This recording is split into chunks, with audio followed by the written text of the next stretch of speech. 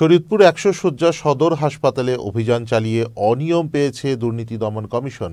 নানা অনিয়মের অভিযোগের ভিত্তিতে মঙ্গলবার সকাল থেকে দুপুর পর্যন্ত দুদক হাসপাতালের রন্ধনশালা, ফার্মেসি, বিভিন্ন ওয়ার্ড এবং স্টোর তদন্ত করে। এ সময় মাদারীপুর সমন্বিত জেলা কার্যালয়ের উপসহকারী পরিচালক সাইদুর রহমান অপু অসন্তোষ প্রকাশ করে বলেন, দুদক ১০৬ টোল ফ্রি কলের মাধ্যমে শরীয়তপুর ১০০ শয্যা সদর হাসপাতালের বিভিন্ন অনিয়ম সম্পর্কে তথ্য পায়। পরে তদন্ত শেষ করে নানা অনিয়মের বিষয়টি সদর হাসপাতালের তত্ত্বাবধায়কের কাছে তুলে ধরা হয়েছে। এ বিষয়ে তাকে ব্যবস্থা নেওয়ার কথাও বলা হয়েছে। আমাদের টিম সকাল ৯টায় আমরা অভিযান শুরু করি। অভিযানের প্রথমে আমাদের টিমের দুজন সদস্য রোগীর ছদ্মবেশে আমরা এখানে প্রবেশ করি এবং একটা পর্যায়ে আমরা এখানে প্রবেশ করি। আমরা এখানে টিকিট কাউন্টারের কিছু অসঙ্গতি আমাদের নজরে আসে।